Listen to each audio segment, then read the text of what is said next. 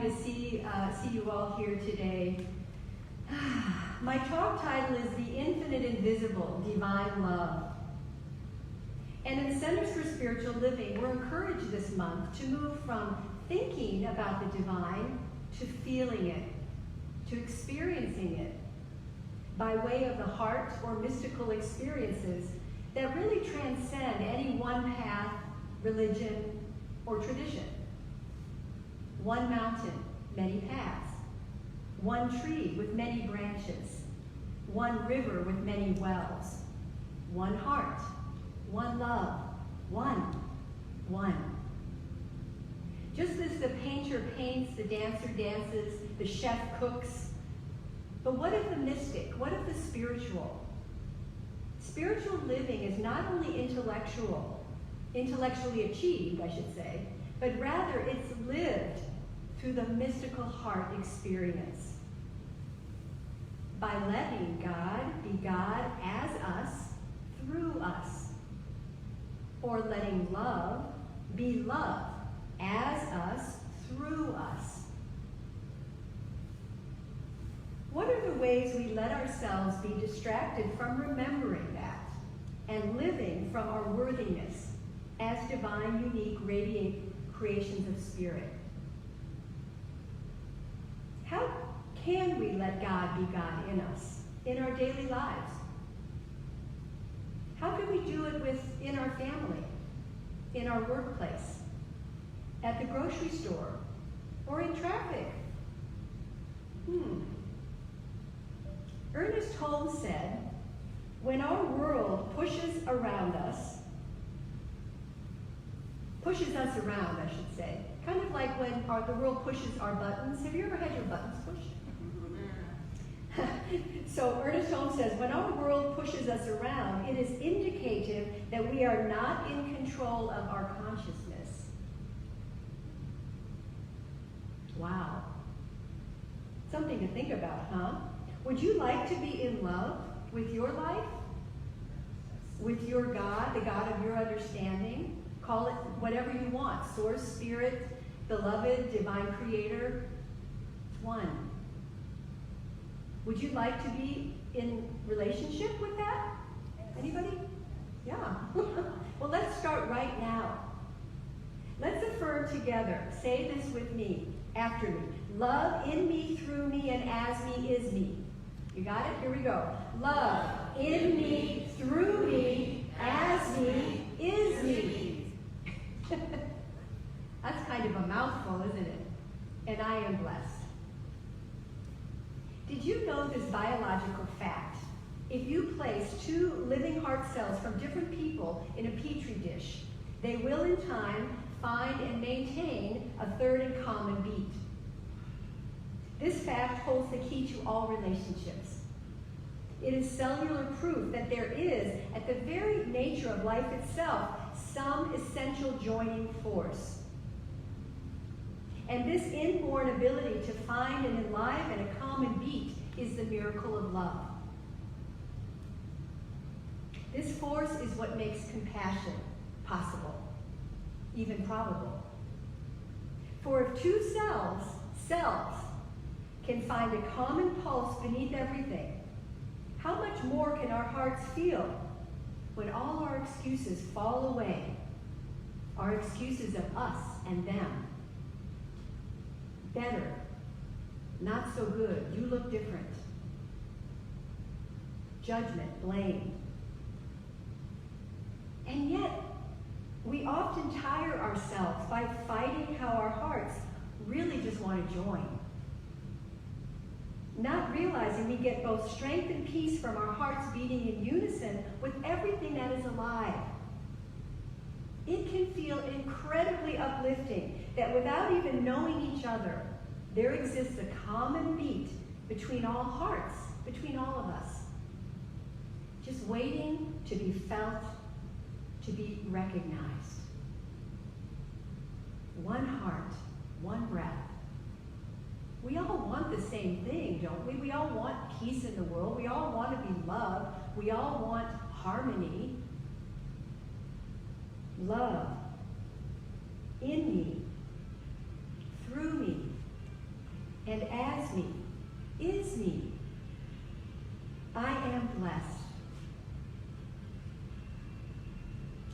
Dr. Joe Dispenza says, have you ever seen a group of fish that are moving in a school? I remember going to the aquarium, and it was just magnificent the way these fish move.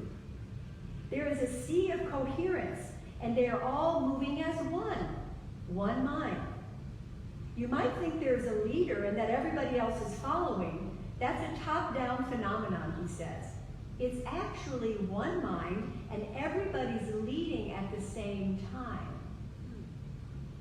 We are bound together by an invisible field of energy, and that connection is love. With the big L, with the big O, with the big V, with the big E. Love. Dr. Joe says, so how much of your creative energy is tied up in guilt, shame, and control? Or insecurity of what other people think of you? That's valuable energy that you can use to design a new life. When you move your energy to your heart, you begin to connect to something greater, something divine. We've heard this before. We hear it all the time. Love in me, through me, as me, is me, and I am blessed. That's something to put in your pocket to say later, isn't it?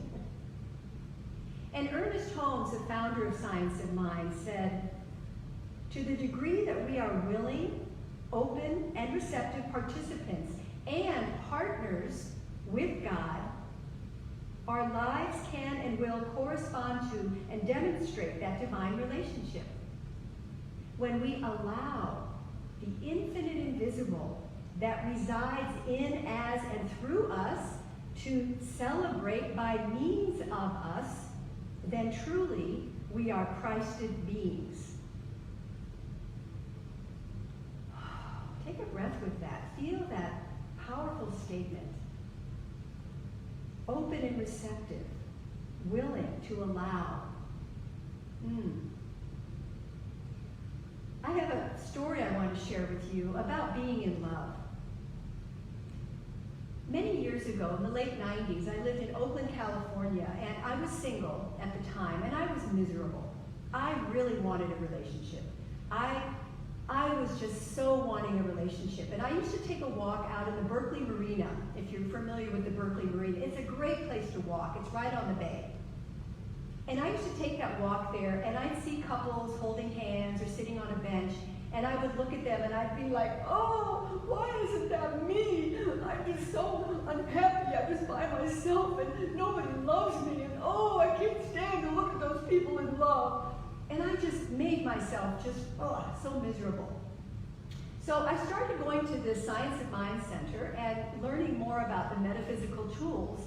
And I took a class from a practitioner, and she had mentioned something about before you can be something, you have to be something before you receive it.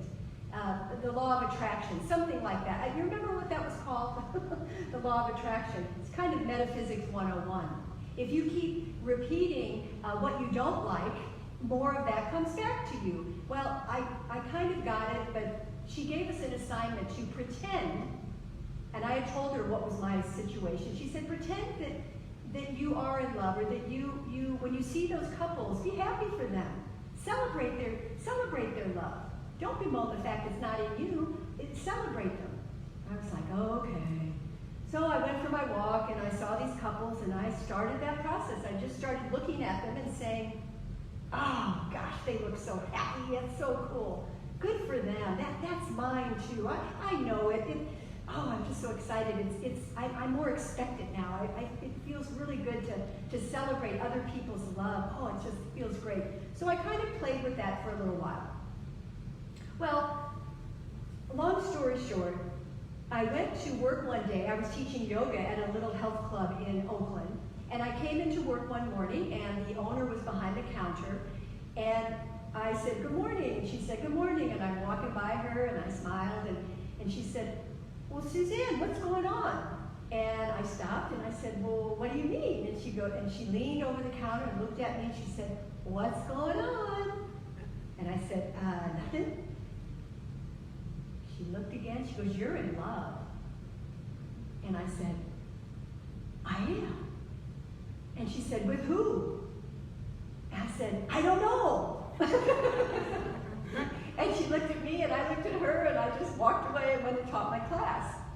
And I thought, my gosh, if someone that isn't, quote, metaphysical could see something radiating from me that was a loving energy, wow, I thought, this must be working. I didn't know who I was in love with, but I was in love. It felt pretty good. So, about a month later, I met this guy at a retreat. And he happened to become my husband, Mr. Rex Rolle. And we're celebrating our 20th wedding anniversary this year. Yay!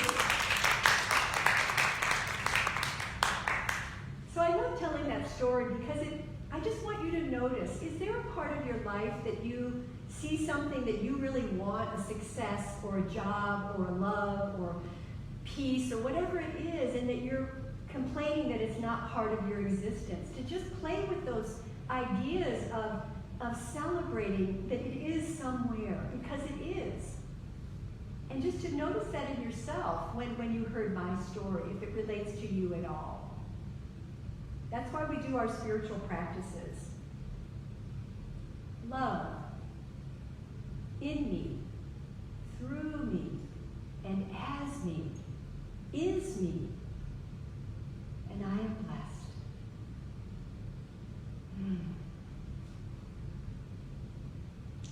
I recently taught a class based on the book, The Yoga of Jesus, by Paramahansa Yogananda, interpretations of the great master Jesus. And he had a chapter on the first 2 commandments from the Bible, which brings us a great reminder of the power of love. And you may have heard these before. Thou shalt love the Lord thy God with all thy heart, and with all thy soul, and with all thy mind, and with all thy strength, and thy neighbor as thyself. So Yogananda says, when the devotee can love God with an inwardly concentrated mind, he begins to feel that love for God in his heart, exquisitely permeating every nuance with his feelings, with the presence of God. The God-saturated heart then feels the beloved Lord in the deepest recesses of the soul, where the little love meets and is enfolded by the great love. The feeling of God in the soul expands into realization of God in his everywhereness. Jesus emphasized that salvation begins with those practices that enable the devotee truly to love God with the supreme offerings of heart, mind, soul, and strength. Think about that. To love God with all your heart. This is divine love in your heart. It is union with love and devotion. Yogananda says, whatever is in a person's heart, that is where his concentration is, on the things he loves, the thing he loves. Just as a lover's heart is on their beloved, and the drunkard's is on his drink, so the devotee's heart is continuously absorbed in love for his divine beloved. What if we were so tapped into our own essence that we could express love and compassion in every situation? Can we know that our heart is filled with the love of the beloved?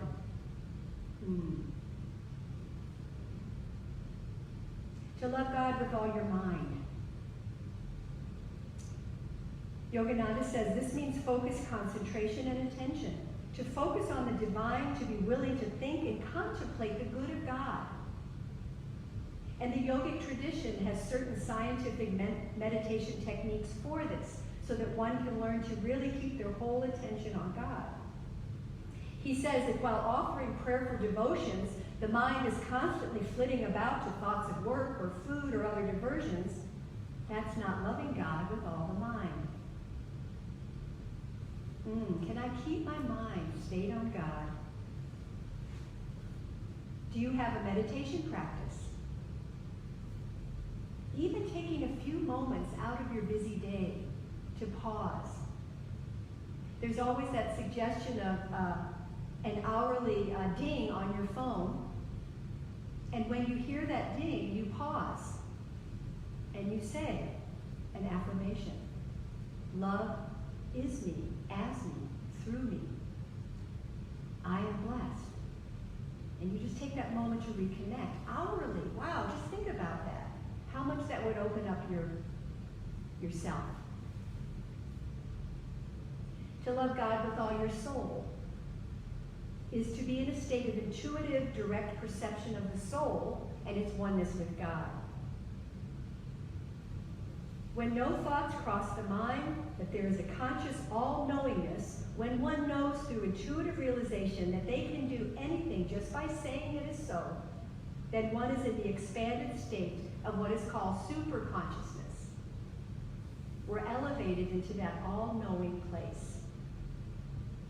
Because our soul is the reflection of God, of love. To love God with all your strength is to take care of your body, your mind, your spirit, to be a good caretaker. It is not only mental determination and physical energy, it's awareness. The yogic tradition has many techniques that quiet the breath and the heart so that it turns off the energy and the stimulation from the outside and brings us deeper and deeper inward to be able to focus on that love without the intrusion of the senses. Because when we can go that deep, we're in communion with the one, with God, with love. So as we are willing to feel that within, that divine essence, to nurture that relationship, which is, by the way, the most important relationship we have, don't you think? Don't you think, oh, I forgot to thank God today, or I forgot to thank my body today, or I forgot to, whatever it is, to remember to honor that which is within us. Love in me, through me, and as me, is me.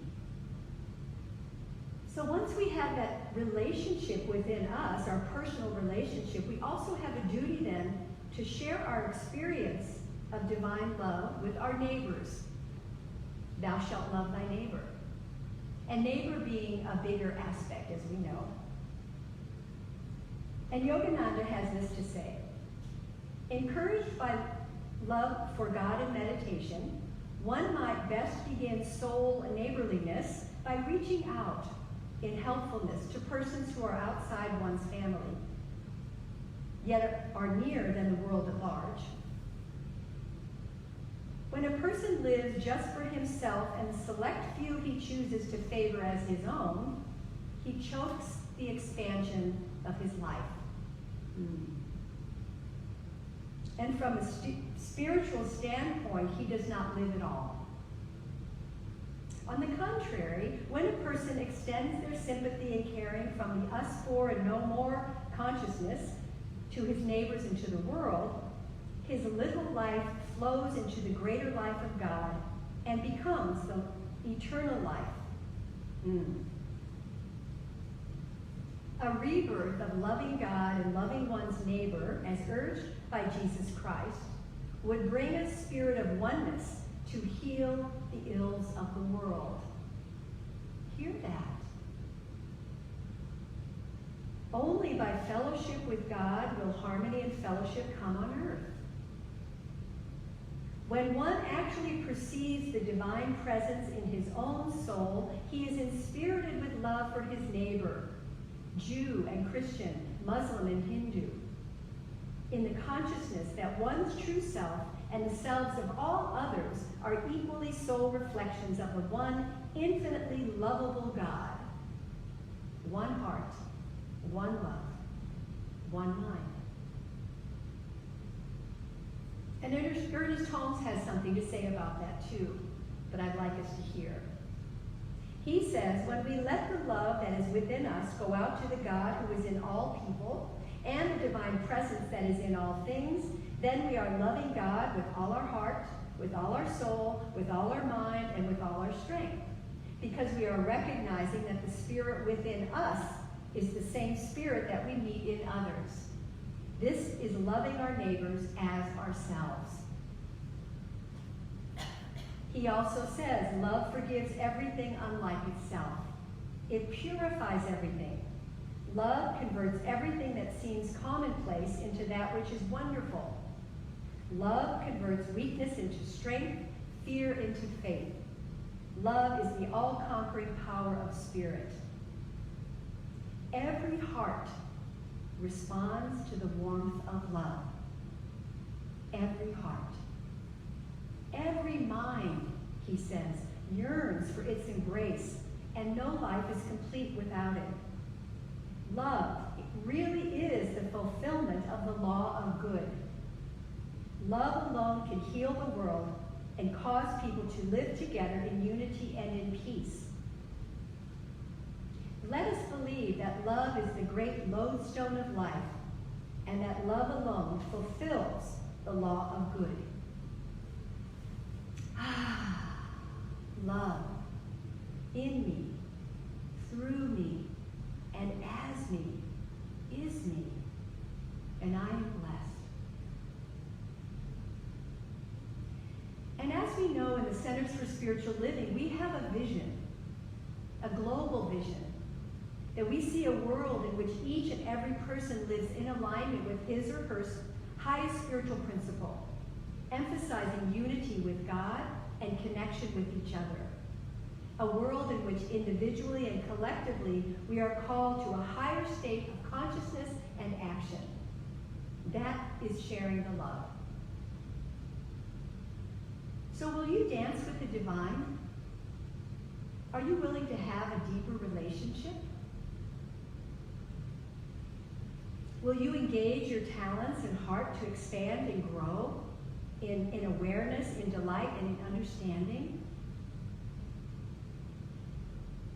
Are you willing to move from your head to your heart and trust your feelings and imagination? Let go. Let God. We hear that. Lighten the load of who you think or thought you were, and become the magnificent you that you already are, here and now. Would you like to expand and do that today? Just take a breath with that. Are you willing to love God with all your heart, all your mind, all your soul, all your strength, and to love your neighbor? Just notice what feeling that brings up in you. Love in me, through me, as me, is me. I am blessed, and I am loved. Let's take that into prayer.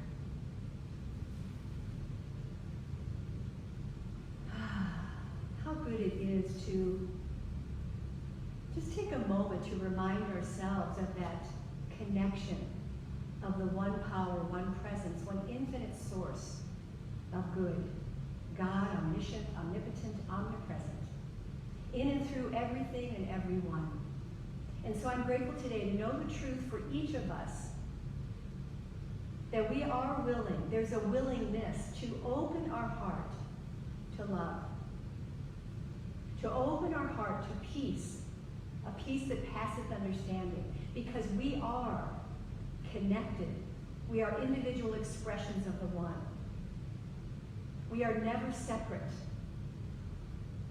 And so I'm grateful today to just simply affirm and know that as we connect to that power, something wonderful happens in our lives. We are divinely guided, directed, We are lifted up in consciousness to the greater good. Our health improves. Our finances open up. Relationships are peaceful. There is peace on earth. And it begins with us. It begins within. And so I'm grateful to affirm this today for each of us. That right where we are is a powerful love waiting to be expressed. And so I just let it be. I'm so grateful to speak these words, to know this truth. And I smile. And I just let it be. And join me in saying, and so it is. And so it is.